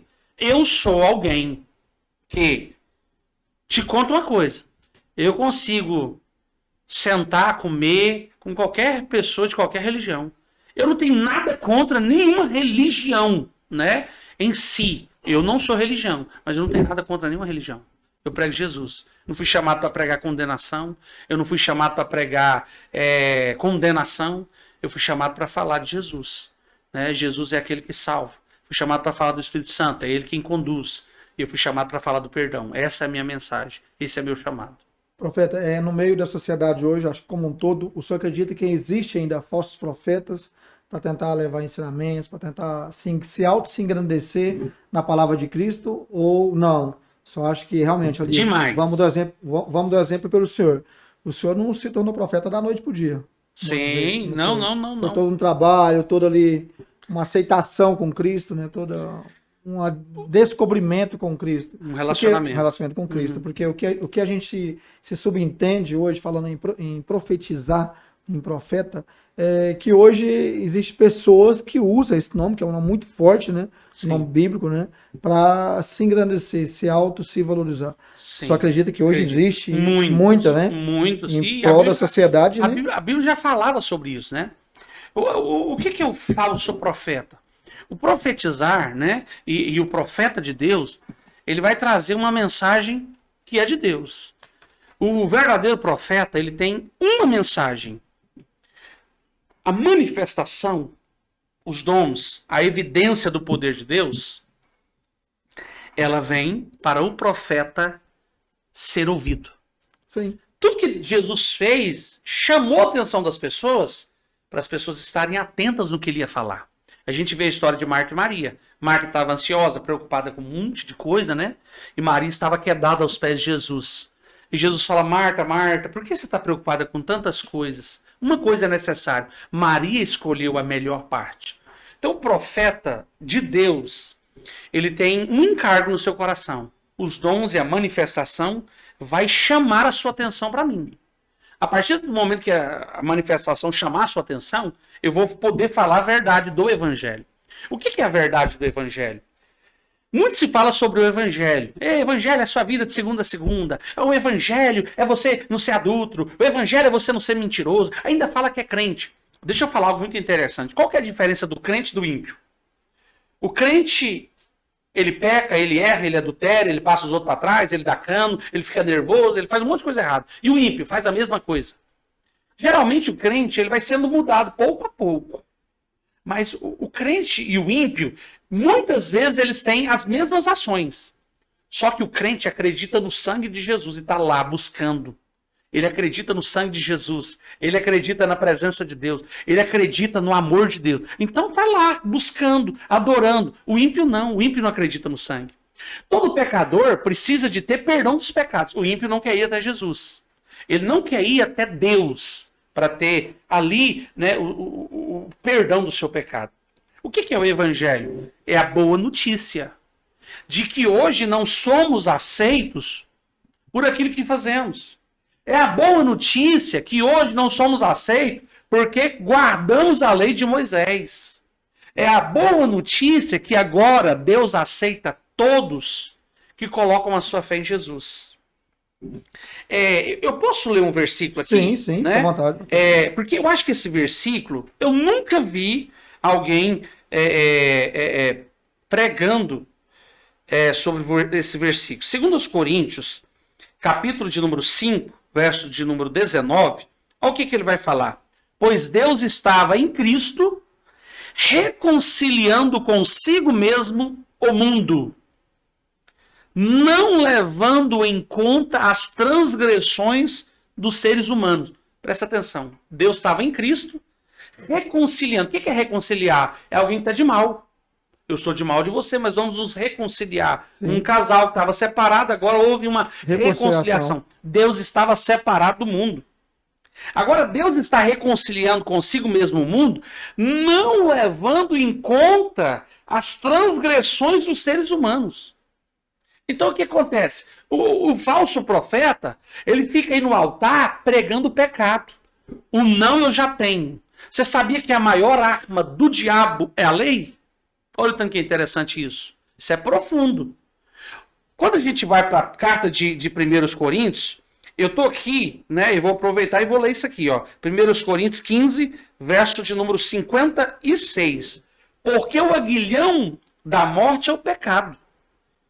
E o poder do pecado é a lei. Olha o tanto que interessante. O poder do não. Certa vez eu estava na Avenida Brasília, e eu fui descer na Avenida Brasília, tinha uma placa assim, não olhe, e era para a direita, uma seta. Quando eu vi aquela placa, não olhe, o que aconteceu? Automaticamente olhou. Imediatamente eu olhei. A lei é isso. Disse não e gerou em mim toda sorte de cobiça. Então hoje nós não estamos mais debaixo da lei. Não é a lei que controla nós, é o Espírito Santo, é a nova aliança. Antes estávamos sob a tutela da lei e encerrados até essa fé que haveria de vir fosse manifestada. Agora essa fé veio, não estamos mais subordinados à lei. Ela não toma conta mais de nós. Então o verdadeiro profeta, ele vai falar da mensagem do Evangelho. Então, há uma indagação muito forte na carta de Gálatas 1, verso número 8 e 9. E a Bíblia vai dizer o seguinte: se alguém pregar outro evangelho, a não ser esse, seja anátema, que é amaldiçoado por heresia. Se alguém pregar outro evangelho, outra vez vos digo, são 2 versículos subsequentes. E tudo na Bíblia, quando é 2 vezes, a Bíblia está dizendo o seguinte: isso aqui é muito importante. Se alguém pregar outro evangelho, a não ser esse, que seja amaldiçoado por heresia. Quando você vai na carta de Gálatas 2, verso número 14, Paulo vai dizer o seguinte: ele repreende Pedro, porque Pedro não estava agindo de acordo com a verdade do evangelho. Porque cremos que somos justificados pela fé, independente da obra da lei. Então o que é o falso profeta? É aquele que não tem em si mesmo a verdade do evangelho. Procura te apresentar a Deus como obreiro aprovado, que maneja bem a palavra da verdade. Em João, capítulo número 1, verso número 17, tem algo muito poderoso. João vai relatar, através do Espírito Santo, uma verdade absoluta. João começa a dizer assim, ó, a lei foi dada por Moisés. Quem que foi Moisés? Um servo. Mas graça e verdade vieram na pessoa de Jesus Cristo. Quem é Jesus? Deus. Então a lei foi dada por um servo recebeu a lei. Mas agora, na nova aliança, a graça e a verdade vieram na pessoa do próprio Deus. O que é graça? Favor imerecido. Somos salvos por esse favor. O que o verdadeiro profeta vai falar hoje? Sobre a graça de Deus, o evangelho, que salva todos aqueles que colocam a sua fé em Jesus. O que o falso profeta quer? O falso profeta quer evidência. E a lei dá evidência. A lei é meritocracia. A lei aponta o quanto você é forte. A lei aponta o quanto você conseguiu guardar o mandamento. Rapaz, esse homem deve pagar um preço para ser usado. Esse homem aí só deve pagar um preço mesmo, deve viver em santidade para Deus usar desse tanto. Onde está a glória? No que eu faço. Sim, a graça não. Sim. A graça está nele. Porque ele escolhe quem não é para confundir os que são. Para que querer ser? Então a lei trabalha enquanto você é. E a lei é intrínseca, não é intrínseca. A graça sim. A lei trabalha de fora para dentro. A graça trabalha de dentro para fora. Não preocupado, porque Deus... A Bíblia vai dizer o seguinte, que Deus não vê como o homem vê. O homem vê a aparência, Deus vê o coração. Profeta, não sei nem como perguntar, né? O profeta hoje, qual que foi o maior pecado do senhor dentro ali da casa de Deus? O senhor já teve algum pecado ali? O senhor sentiu algum pecado cometido por vossa pessoa dentro da casa de Deus? Ou não, isso nunca aconteceu com o senhor? O que acontece? A Bíblia vai dizer que o pecado é erro, né? Sim. E quando você fala assim, quem disser que não errou, acabou de errar, né? Então o que acontece?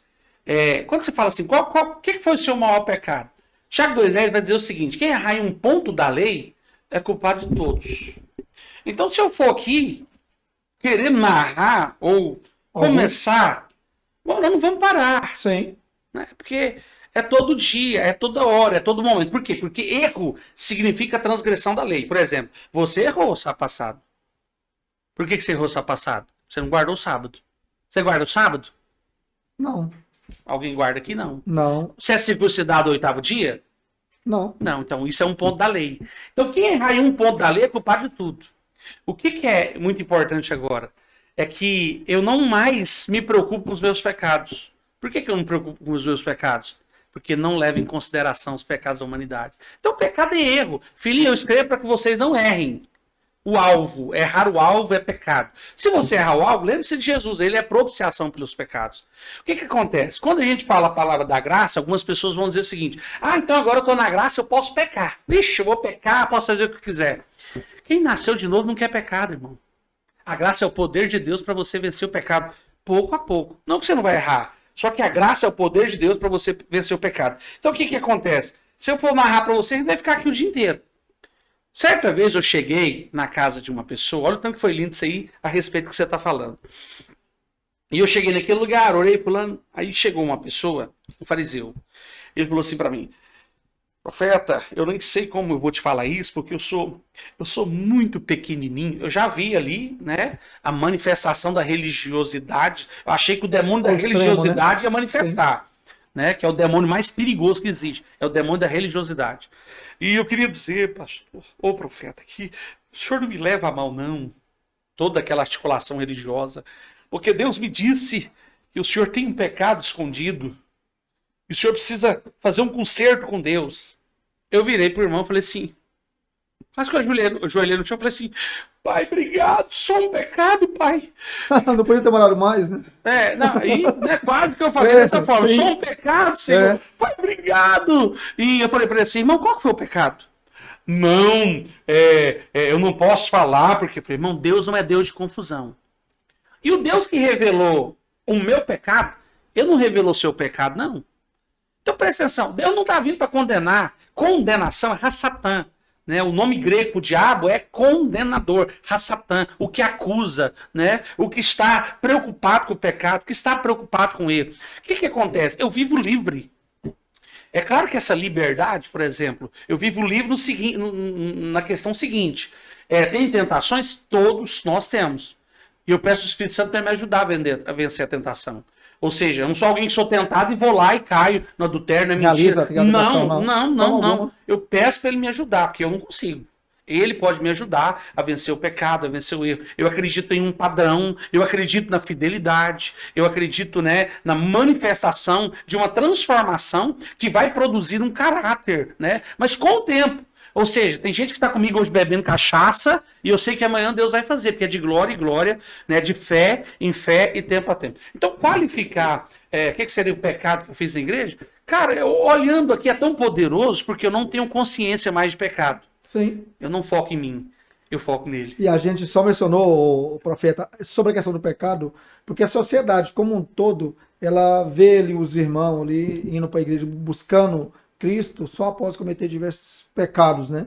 Igual hoje a gente vê um rapaz de 30, 40 anos de idade buscando ali a palavra de Cristo, a palavra de Deus, porque o cara ou ele é um ex-dependente químico, ou ele matou alguém, ou ele estrupou alguém. Então a sociedade como um todo, ela tem ainda essa visão. Esse julgamento, né? Julga a pessoa sem a conhecê-la. Mas o igual que é poderoso o que o senhor acabou de falar, né? Isso aí é tão poderoso, por quê? Porque na verdade, olha o que é isso. Jesus não veio para os sãos, ele veio para os doentes. Eu vou te dar uma mensagem aqui que eu acredito que quem vê isso aí, né, vai ser muito poderoso. Existia uma lei no Antigo Testamento que era a lei do leproso. Quando a lepra tomava conta, né, do braço de uma pessoa, era declarada imunda. Se a lepra tomasse conta do outro braço, a pessoa era declarada imunda. Se a lepra tomasse conta da cabeça, era declarada imunda. Se a lepra tomasse conta de um dedo, declarada imunda. Mas se a lepra tomasse conta do corpo todo, a pessoa era declarada sã. Sabe o que acontece com um monte de pessoas, e principalmente quem tem dinheiro?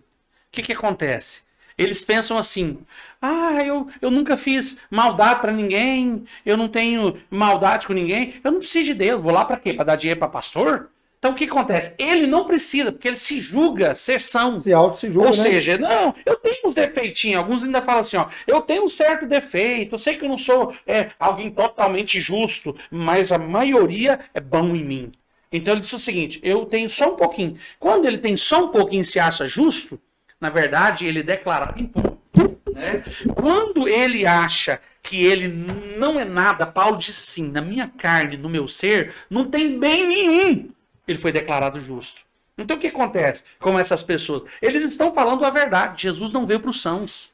Jesus veio para os doentes. É realmente essas pessoas que fez um monte de coisa errada, né? E agora ele diz assim, eu preciso de alívio, eu preciso de Jesus. Jesus veio para isso. Agora o que é o problema? O problema é que é o seguinte, não existe um justo sequer. Está lá em Romanos 3,10. Não existe um justo sequer.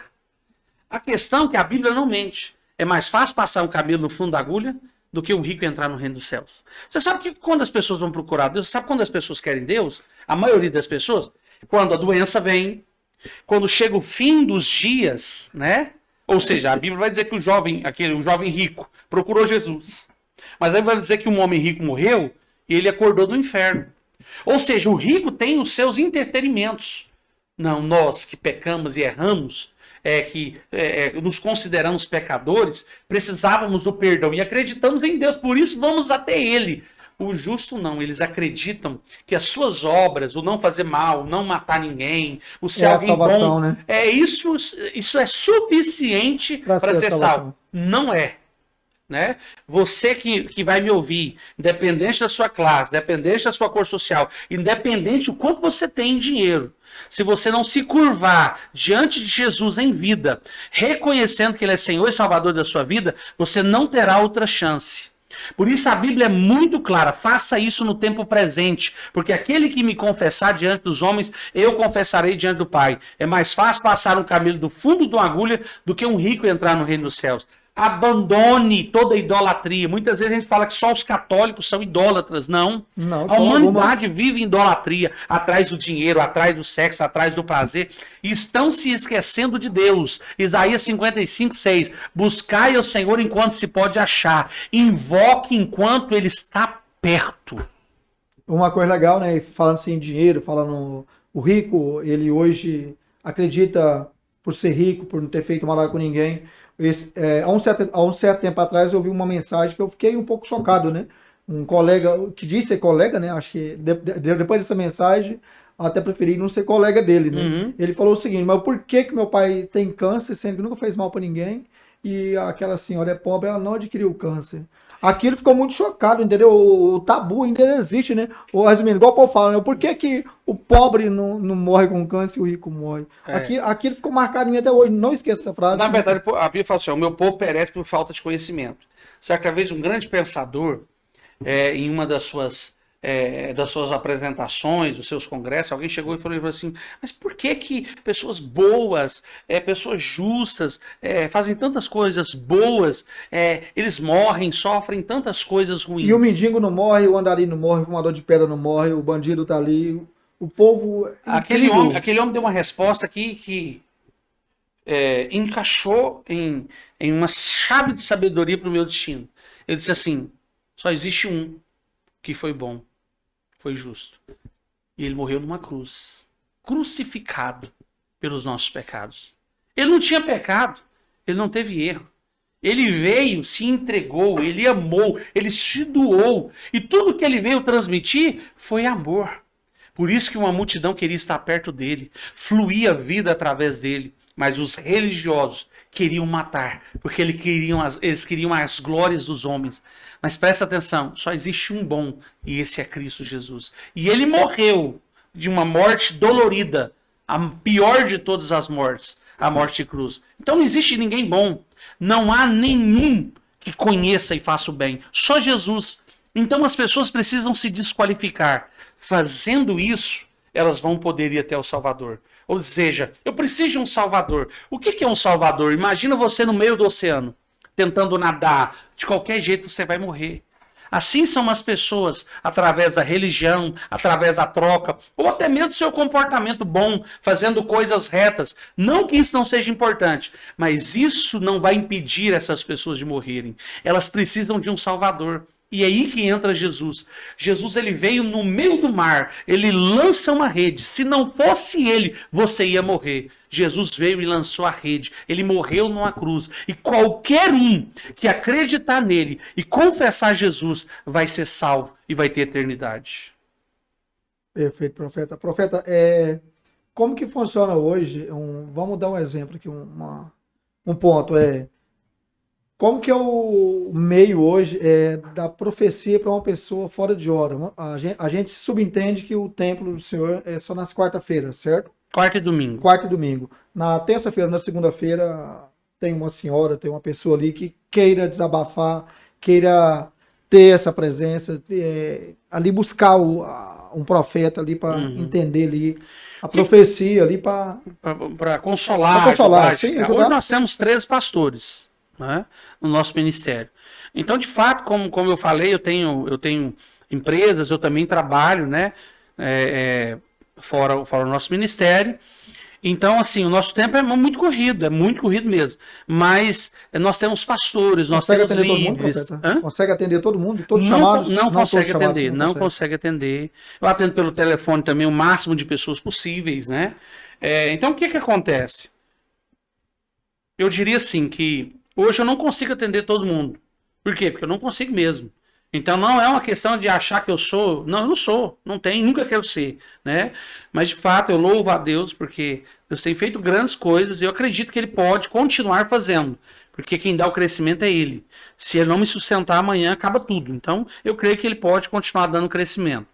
Então o que acontece? Hoje está cada dia tornando menor esse meu tempo. A gente está começando a abrir outras igrejas, né? Possivelmente eu vou começar a abrir espaço para outras agendas em outras igrejas, né? Que já tem nos procurado. Então vai diminuir um pouco este contato pessoal. Mas nós temos toda uma equipe hoje, né? De pessoas qualificadas, preparadas e dispostas, que seria o mais importante, para estender a mão, para abraçar, para orar, né? Então eu sempre digo, não esteja simplesmente preocupado com um mensageiro, mas com a mensagem. Temos muitas pessoas aqui no nosso ministério preparados para levar uma mensagem que é o mais importante, que Sim. vai ser de Deus. Perfeito, profeta. O senhor acredita que no futuro próximo, ou até mesmo no futuro distante, o senhor profeta, pensa em algum projeto ali autoinstrutivo, construtivo ali para a família ter em casa uma cartilha, uma literatura, um canal ali, se eu penso no futuro Sim, próximo? a gente está Já trabalhando chegou a no estudar? canal de YouTube também. A gente tem já um ensino, que é a Escola da Graça. Nós fazemos encontros todos os meses, nós temos uma chácara, né?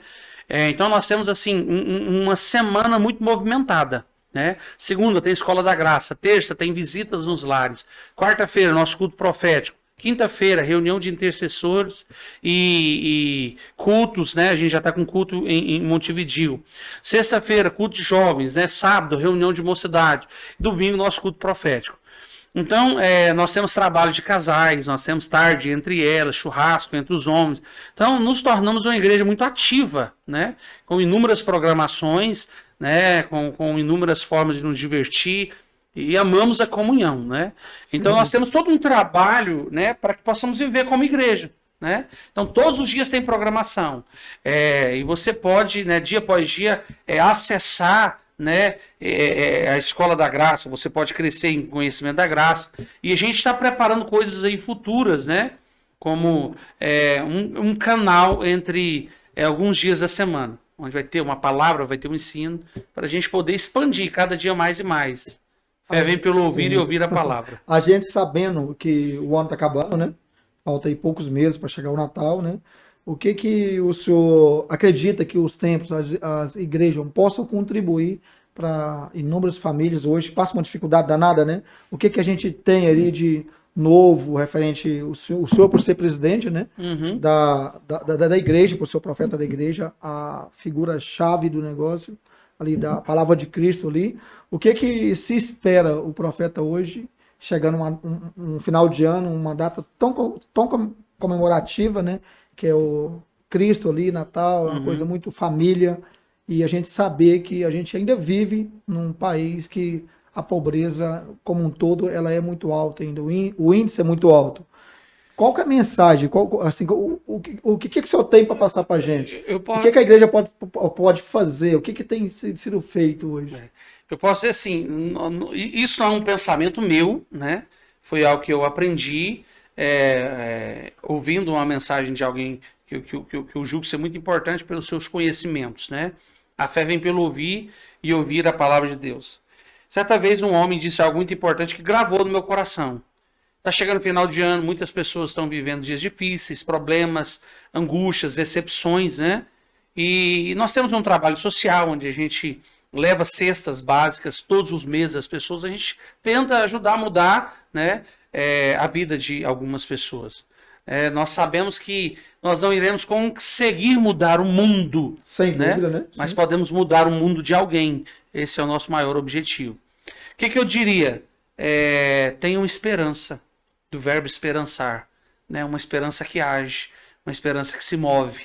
Eu já vivi dias muito difíceis na minha vida, dias de onde o alimento que eu tinha era arroz com salsicha, né? Dias de dificuldade, dias de onde não tinha combustível, faltava o dinheiro para o sanduíche, né? As coisas não estavam acontecendo, o desespero tentava bater, né? Mas sempre havia uma esperança de que uma nova manhã iria chegar. E essa esperança do verbo esperançar é uma esperança que age, é uma esperança que move, é uma esperança que tem uma ação. Eu digo que a oração é orar e agir. Então eu digo para essas pessoas que o mesmo Deus que estava com José no Egito, ele é o nosso mesmo Deus.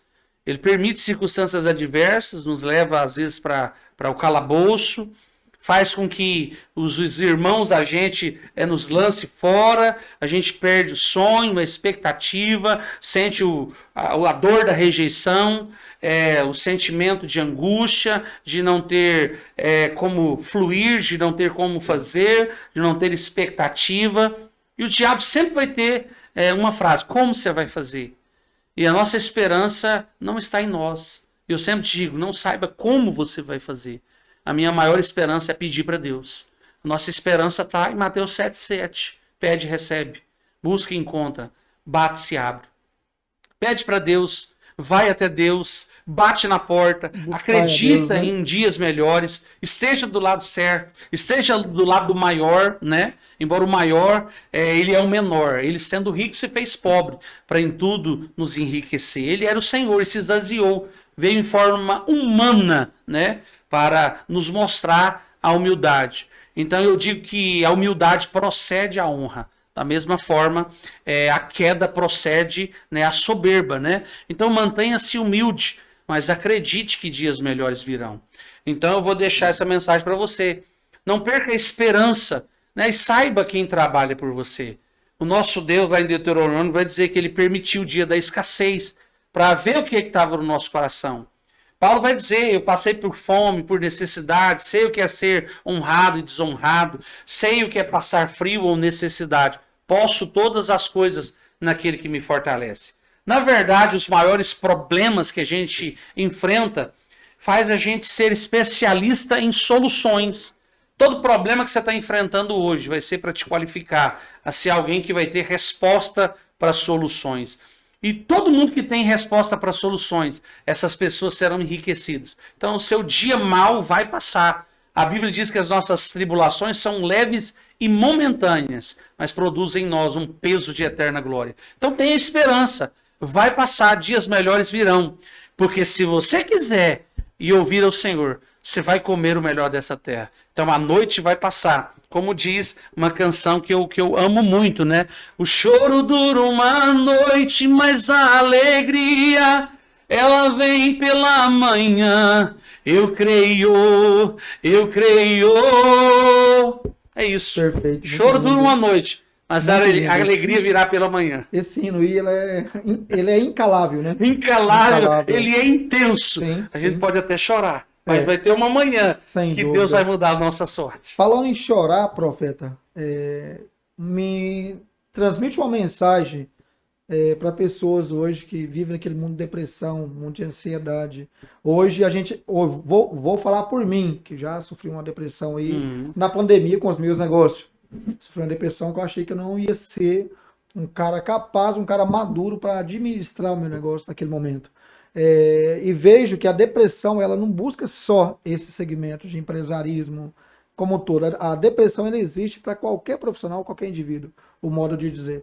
Qual que é a mensagem que eu tenho para passar ali para um jovem, para um adolescente, para uma recém-divorciada, para uma recém-mãe que perdeu um filho, está no momento de depressão, depressivo? O que essa pessoa tem que fazer? A depressão hoje, como um todo, ela meio que afeta o psicológico do profissional ali, muito forte. Vou falar que eu tenho uma equipe grande que trabalha comigo nos meus negócios.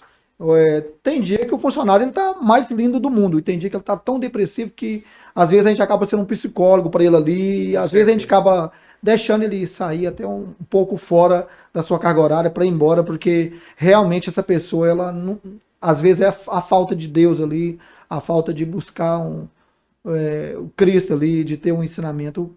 Qual que é a mensagem? Eu já tive uma depressão muito forte, eu tive uma depressão muito forte, né?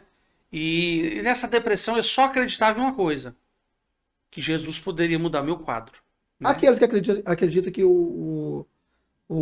a resposta da depressão, da ansiedade é a morte. O que acontece? A depressão, ela é falta de vida, né? Então, aonde falta vida, né, se gera morte, Sim. né, os pensamentos negativos. O que acontece? A depressão, ela está ligada a guerras espirituais. A depressão está muito ligada a informações. A depressão está muito ligada ao quadro de pensamentos que criou-se aquela pessoa. Então, vamos dar um exemplo para você.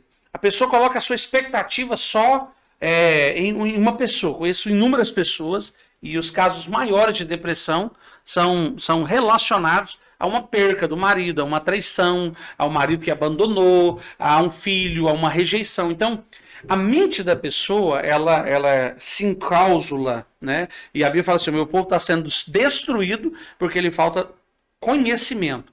Então, o que acontece? Aquela pessoa, ela enxergou a sua vida colocando a sua expectativa em pessoas, em coisas.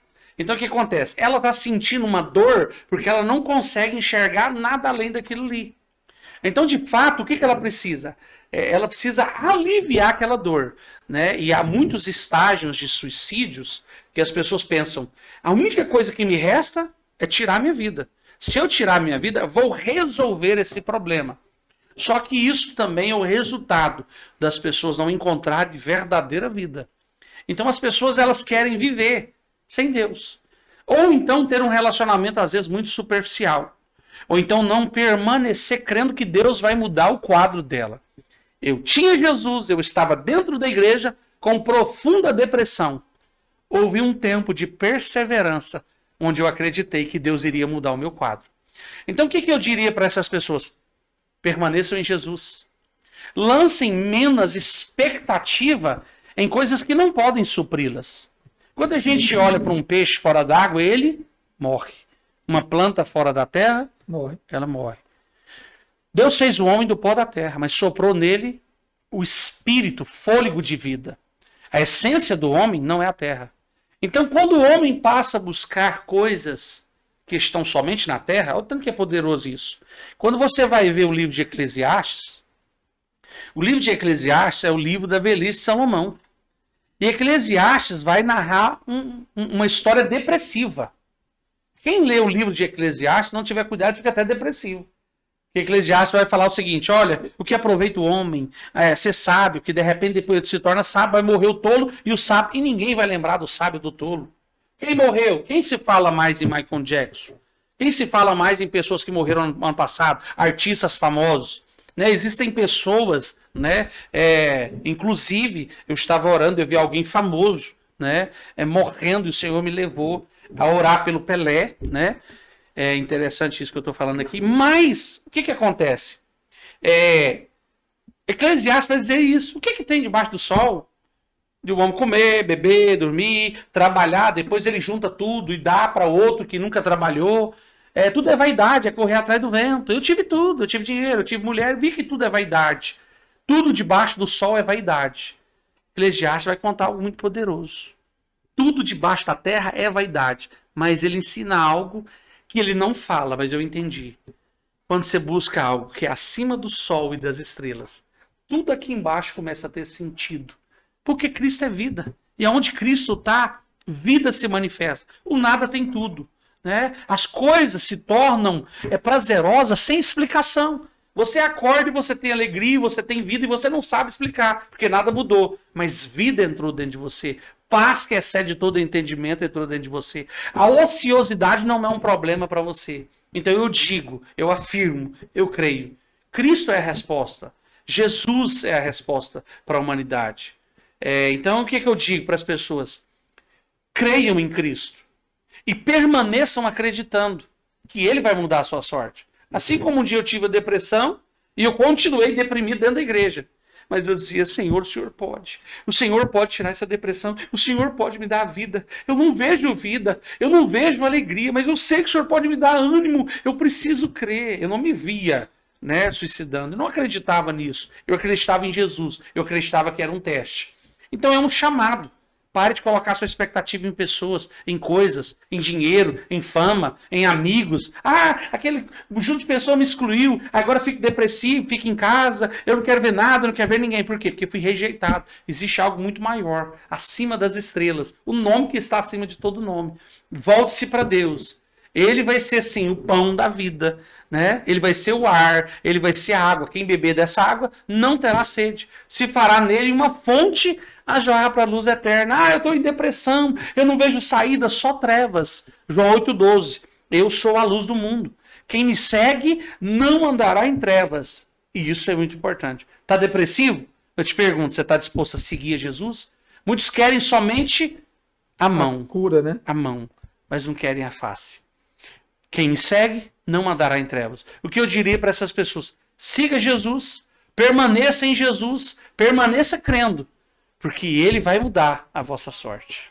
Profeta, para a gente já tentar finalizar, qual que é a mensagem que o senhor deixa para aqueles que queiram ser profetas? Para aqueles que buscam a profecia ali, para passar esse dom para o próximo, para passar esse ensinamento, para ter essa convicção que a profecia realmente ela existe, e não uma profecia falsa, uma profecia enganosa, uma profecia obscura. Qual que é a mensagem que o senhor deixaria hoje para a sociedade como um todo, que busca esse trabalho bonito, espiritual, que é um trabalho muito bonito, né, que vocês fazem, sim, que eu acredito que não diria as pessoas, mas a sociedade como um todo deveria buscar conhecer mais e antes de julgá-la, né? Sim. Eu vou falar por mim, eu nunca fui no templo do senhor. Já estou curioso para chegar amanhã para mim conhecer a obra, Amém. A obra de vocês. Vai ser muito bem-vindo. Vou, com toda certeza. O que acontece? Eu digo que o profeta, ele vai ter uma mensagem de paz. O reino de Deus consiste em paz, justiça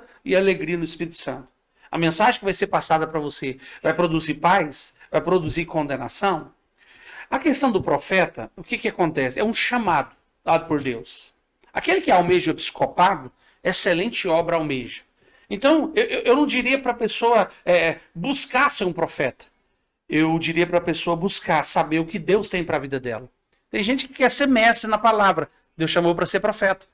Tem gente que quer ser um missionário. Deus chamou para ser um evangelista. Tem gente que Deus chamou para ser mestre e ele quer ser um evangelista. A Bíblia fala assim, procure remir o tempo, descobrindo qual é a vontade de Deus. Então eu diria para essas pessoas que existe um caixe perfeito. Então existe algo perfeito. Igual alguma pessoa falou assim, eu quero ser profeta, eu quero ser isso. Eu digo para você, eu passei noites escuras.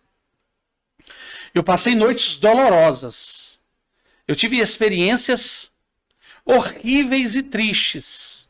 Mas eu sei que Deus me chamou, por isso Ele me sustentou.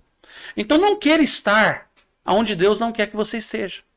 Esteja onde Deus te chamou. Se Deus te chamou para ser um profeta, somente se permita, tenha a disposição, né, de crescer e buscar a Deus. Quando a Bíblia fala, aquele que almeja o episcopado, excelente obra almeja, é aquele que está disposto a ser um instrumento para servir o evangelho.